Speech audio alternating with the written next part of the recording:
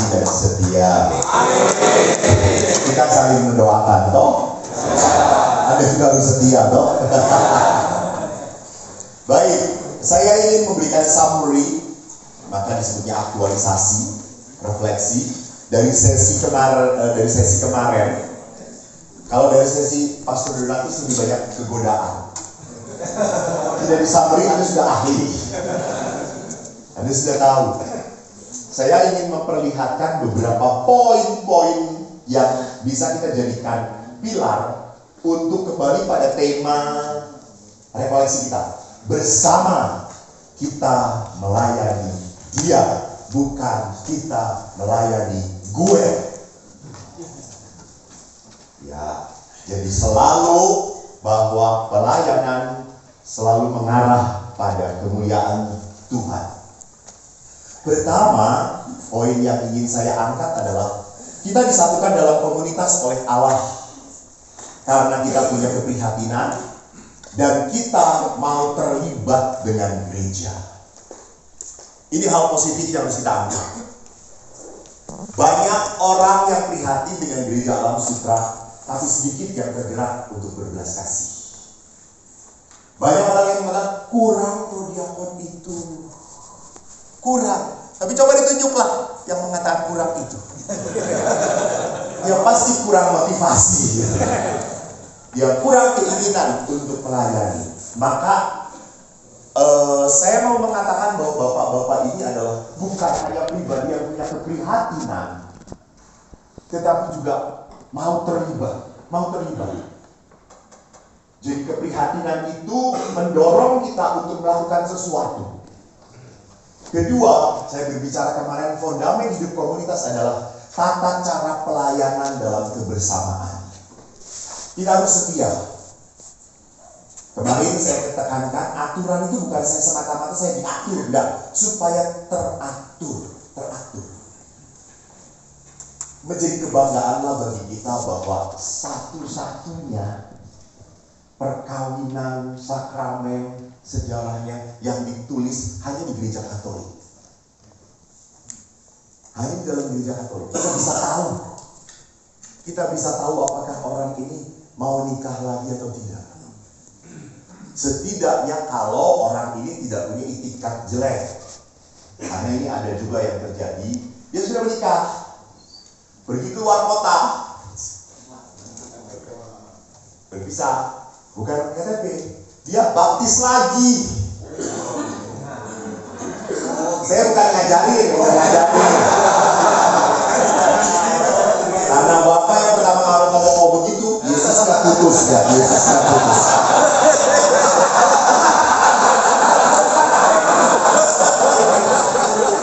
Langsung Yesusnya putus, saudara-saudara.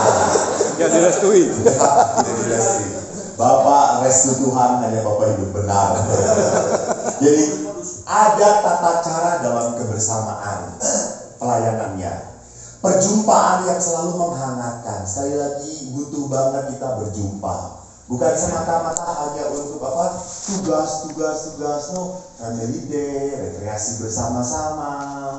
Gitu ya. Boleh juga seorang prodiakon itu harus di upgrade. Entah upgrade pengetahuan liturginya, entah upgrade tentang teologinya, tentang hidup berimannya. Kenapa? Saya selalu mengatakan bahwa prodiakon ini adalah tombak ujung gereja kepada umat. Gitu. Umat itu kalau datang ke pastor agak enggan. Tapi datang ke prodiakon langsung ceplok. Dan sekarang cukup banyak umat yang konseling dengan prodiakon. Ini poin itu karena Anda belum pernah. Bohong.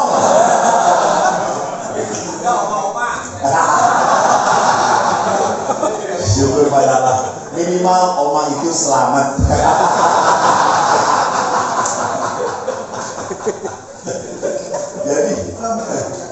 Jadi harus ada saat-saat di mana anak upgrade. Tadi baru saja saya ngobrol dengan aktivis dari gereja katedral. Dia mengatakan, Romo, begitu menyedihkan. ada ketua lingkungan didatangi oleh seorang katakumen. Dia dari Muslim mau jadi Katolik. Dia datang, mohon pengantar, saya mau belajar agama Katolik. Lalu si ketua lingkungan ngomong gini, kamu belum terdaftar di lingkungan kita. Mudah banget. Ya, mungkin karena belum di-upgrade gitu ya, belum di-upgrade pengetahuannya sehingga dia tidak mengerti. Dia tuh baru terdaftar setelah nanti dibaptis. Yang ketiga, kita tidak pernah melepaskan dasar pelayanan, dasar gerakan kasih, yaitu doa. Doa yang selalu menggerakkan kita sebagai orang yang mau berbagi. Ingat, doa itu selalu harus membuahkan kebaikan, membuahkan sacrificing, pengorbanan. Dan semua dilakukan dalam semangat sukacita dan ketulusan. Ingat, sukacita itu adalah hal yang harus dipaksakan. Latihan rohani. Bukan sesuatu yang tiba-tiba begitu. Kok buktinya masuk 3 periode saya melayani prodiakon gak pernah sukacita ya? Iya, karena Bapak suka bawel. Jadi perhatikan di sini bahwa semangat sukacita adalah semangat memelihara roh kebaikan dalam diri kita. Ketiga yang kita coba angkat adalah hidup dalam kebersamaan. Itu berarti apa? Saya mau menjaga kata-kata saya. Tutur kata saya menyemangati, menghibur, menguatkan. Bukannya merendahkan, bukannya menghancurkan kesatuan komunitas. Betul, ada hal yang mengecewakan, betul. Lalu yang kedua, rela bersikap diam atas kelemahan sesama. Tidak mau mewartakan. Artinya bukan berarti kalau dia salah, saya nggak mau tegur, bukan begitu. Tetap, kalau kita punya sesuatu yang katakannya, kok ini nggak nyaman ya, saya harus berani menegur. Contoh, saya dari lingkungan, pulang malam, saya naik motor, ada ibu-ibu yang mau bonceng saya. Bonceng.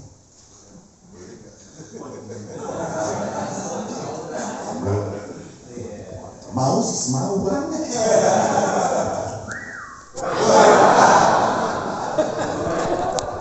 Hanya pertanyaannya, kalau saya membonceng akan jadi batu sandungan atau tidak?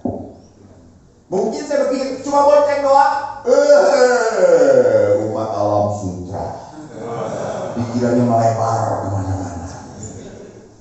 Maka untungnya dia mintanya di depan bapak-bapak yang lain. Sampai aku seorang ibu, udah ibu dengan saya saja bareng, gak apa-apa, saya ngantar ibu dulu. Wow, thank you. Jadi ada umat-umat yang memang mau menyelamatkan iman. Dan saya tidak perlu, gak apa-apa bu, saya antar aja. Itu namanya pastor gatel, saudara.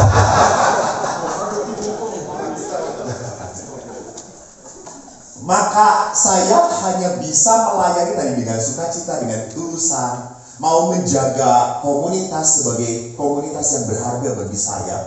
Hanya mungkin kalau kita dipimpin oleh Roh Kudus, pneumatikoi. Dan di dalam spirit gratuit. Saya berikan diri saya total 3 tahun ini. Saya sudah berjanji. Maaf, prodiakon kan ada janjinya kok. Dan SK Anda itu dari siapa? Kardinal. Lebih edan lagi. Maka tak aneh kalau prodiakon langsung teredan.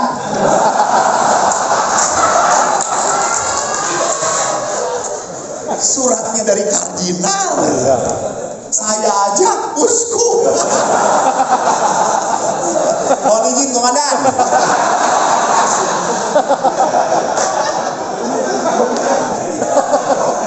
Masalahnya itu macam.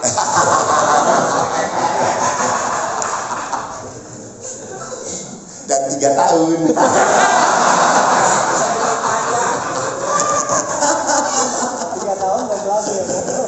Iya. Ya, 3 tahun powerful, setelah itu powerless. Gratis. Dan kedua adalah kenosis, mengosongkan diri. Kemarin saya mengingatkan, kosongkan dari maksud-maksud pribadi Anda. Yang kedua, biarkanlah seorang prodiakon selalu misericordia, tergerak oleh belas kasihan. Kenapa? Karena percaya tidak ada belas kasih yang sia-sia dalam hidupku juga. Nah, sekarang mari kita ke dalam situasi kita. Sejauh saya tahu, kalau saya salah, jangan katakan sok tahu. Tapi saya melihat bahwa ini situasi alam sutra. 2 poin saja. Pertama, banyak tugas tapi terbatas tenaga pelayannya. Ya toh? Yang kedua, ada 2 tempat yang harus sama-sama dilayani.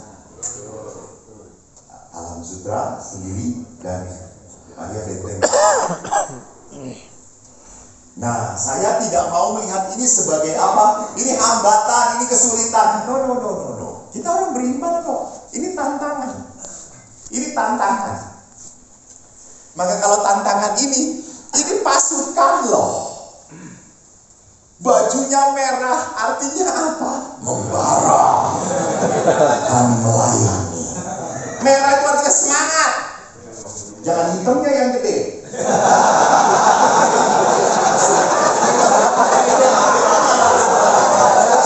Karena kalau merah hitam itu gede, semangat dalam kejahatan.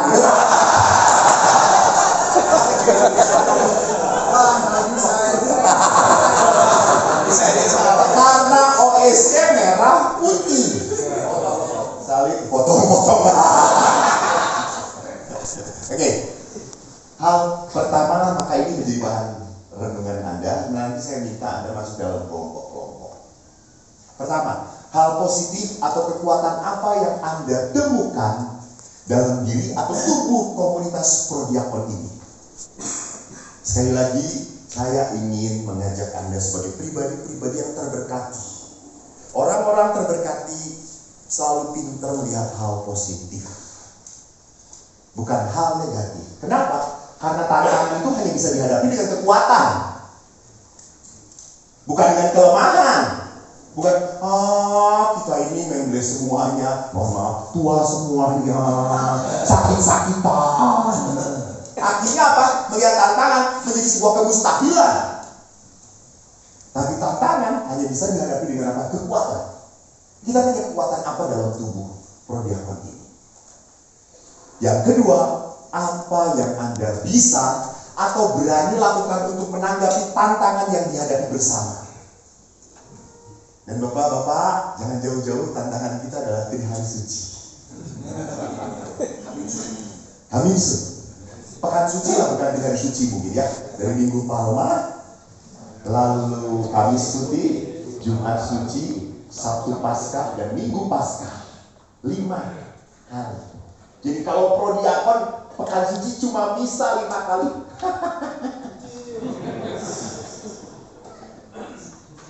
Kurang.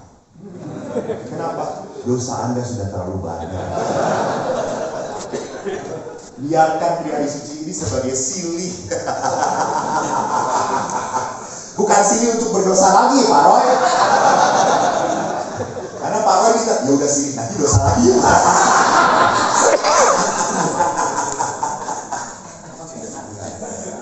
Jadi pelayanan itu salah satunya adalah semangat apa? Silih. Silih itu berarti apa? Silih itu saya melakukan kebaikan demi apa? Demi menggantikan siksaan di dalam api penyucian. Maka orang-orang suci selalu mengatakan silih. Daripada saya disiksa di api penyucian, sudah saya berani tanggung di dunia ini dengan cara hidup saya. Yang kemarin mati raga ajar kontra. Oke, apakah jelas pertanyaannya? Jelas? Oke, silakan bisa diberkong. Sebentar, 10-10 aja.